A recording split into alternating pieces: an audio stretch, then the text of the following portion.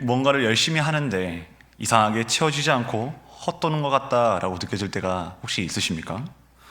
땀 흘려 수고한 모든 것이 마치 구멍 뚫린 주머니로 속속 다 빠져나가는 것 같은 그 느낌을 받을 때가, 허무하게 느껴질 때가 있지는 않으신지요? 오늘 우리가 함께 나눌 학개서 말씀은 바로 그 영적 공허함의 원인이 무엇인지, 그리고 그 해답이 어디에 있는지를 우리에게 명확히 보여주고 있습니다. 우린 믿음의 여정을 가다 보면 깊은 무기력감에 빠질 때가 있습니다. 하나님과의 첫사랑은 희미해지고 어느새 우리의 관심은 먹고 사는 문제에만 매몰될 때가 있죠. 포로에서 돌아온 이스라엘 백성이 바로 그런 영적 침체에 빠졌습니다. 처음 귀환했을 때는 감격과 열정으로 성전 재건을 시작했지만 주변의 거센 반대에 부딪히자 그들은 16년 동안 모든 것을 멈춰버렸습니다. 그리고 스스로를 합리화하기 시작했죠. 2절 말씀입니다. 만군의 여호와가 이같이 말하여 이르노라. 이 백성이 말하기를 여호와의 전을 건축할 시기가 이르지 아니하였다 하느니라. 여러분, 무슨 말입니까? 아직 때가 아닙니다. 상황이 너무 어렵습니다. 지금은 경제적으로 여유가 없습니다. 하나님을 향한 열정이 식어버린 그 자리에 그럴듯한 핑계가 자리 잡은 것이죠. 그런데 그들의 삶은 어떻습니까? 하나님의 집은 방치해 두고 자기들의 집은, 자신들의 집은 꾸미기에는 열심이었습니다. 그렇게 하나님께서 백성들에게 물으십니다. 4절 말씀을 보면 이 성전이 황폐하였거늘 너희가 이때에 판벽한 집에 거주하는 것이 옳으냐? 그렇게 하나님께서 말씀하시죠. 여러분, 여기서 말하는 판벽한 집은 단순히 비를 막는 집이 아니라 백향목과 같은 고급 목재를 그렇게 만들어서 화려하게 마감한 집을 말합니다.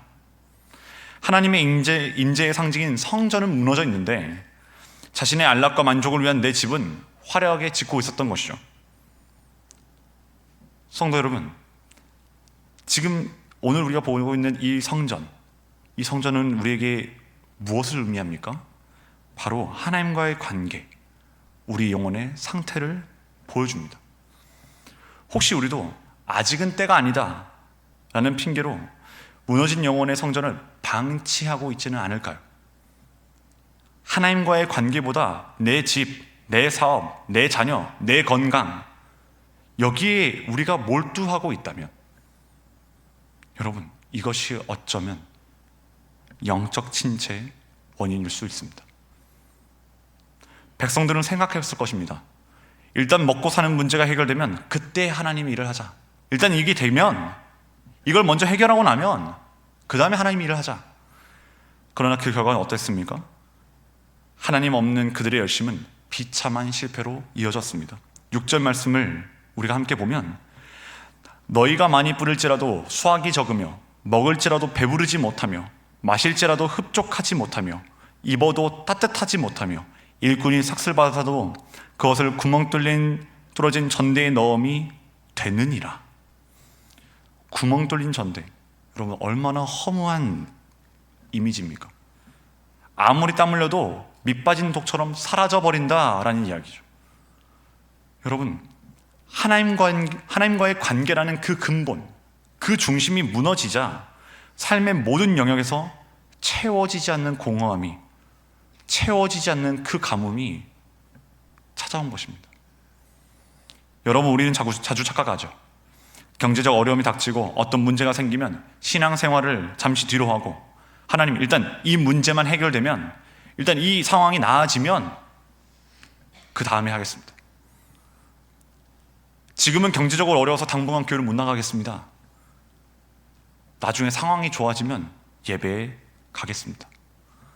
우리 주변에 자주 있는 일입니다. 그러나 오늘 말씀은 단호하게 선언합니다. 그렇게 상황이 나아지는 게 아니다. 이것은 나아져도 문제가 됩니다.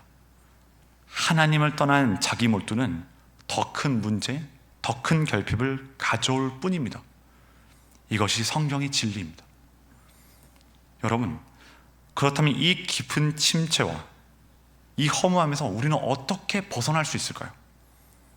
지난 금요 예수 성령 축제 때 담임 목사께서도 말씀하셨지만 성경이 말하는 놀라운 사실은 영적 침체 가운데 있던 백성들이 하나님을 먼저 찾은 게 아니라 16년의 침묵을 깨고 먼저 찾아오시고 말씀하시는 분은 바로 만군의 여호와라는 사실입니다. 학개서 1장 2장을 여러분 짧지만 살펴보시면 38절의 말씀에 여호와라는 이름이 34번 등장합니다. 그리고 그 중에서도 만군의 여호와라는 이름이 14번이나 등장합니다. 여러분, 이게 무슨 뜻입니까? 만군의 여호와, 하늘의 모든 군대를 통솔하시는 전능하신 하나님, 역사의 주관자이심을 선포하는 그 이름이 바로 만군의 여호와라는 이름인 줄 믿습니다. 하나님은 지금 큰 낙심과 침체 가운데 있는 백성들에게 말씀하시는 것이죠. 너희를 가로막는 대적들보다, 너희를 사로잡는 그 경제적 어려움보다 내가 더 크단다. 내가 온 우주의 통치자 만군의 여호와란다. 여러분, 낙심과 침체 가운데 저와 여러분이 붙들어야 할 이름은 만군의 여호와 이름인 줄 믿습니다. 그리고 그 만군의 여호와께서 절망에 빠진 백성들에게 가장 위대한 약속을 하시죠. 바로 13절입니다. 그때 여호와의 사자 학개가 여호와의 위임을 받아 백성에게 말하여 이르되, 여호와가 말하노니 내가 너희와 함께 하노라. 내가 너희와 함께 하노라. 여러분, 이 약속보다 더 큰 복이 세상 어디에 있겠습니까? 우리의 성공, 우리의 부요, 이 문제가 해결되는 것, 그게 아니라 만군의 주인인 하나님께서 내가 너와 함께 한다는 그 약속, 내가 영원히 너를 붙들고 있다는 그 약속이 우리 신앙의 핵심이요 모든 능력이 된 줄 믿습니다. 내가 너와 함께 하노라. 이 약속의 말씀이 선포되자 놀라운 변화가 일어나죠. 14절 말씀을 보면 여호와께서 성전 재건의 그 책임자인 스룹바벨의 마음과 또 여호수아의 마음과 또 남은 모든 백성들의 마음을 어떻게 하셨습니까? 감동시키시고 그들이 와서 만군의 여호와 그들의 하나님의 전 공사를 하였다라고 성경은 말합니다. 여러분, 그들의 힘으로 일어선 것이 아닙니다. 핑계를 대면서 어쩔 수 없습니다 했던 그 굳은 마음에 하나님께서 직접 찾아오시고 그 마음을 흔들어 깨우시고 감동시키셔서 일으켜 세운 것입니다.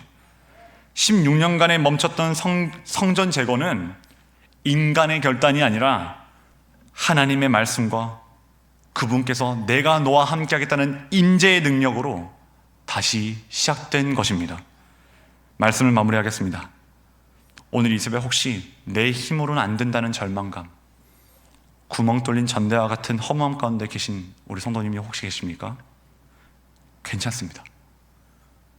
우리가 주님께서 하시는 이 말씀, 만군의 여호와께서 하신 그 말씀, 내가 너와 함께하노라, 이 약속의 말씀을 붙잡고 먼저 내 삶의 우선순위를 바로 세우길 원하고 무너진 내 영혼의 성전을 돌아보며 하나님과의 관계를 회복하는 일에 우리 평생, 오늘 이 하루 마음을 쏟는 저와 여러분이 되길 소망합니다.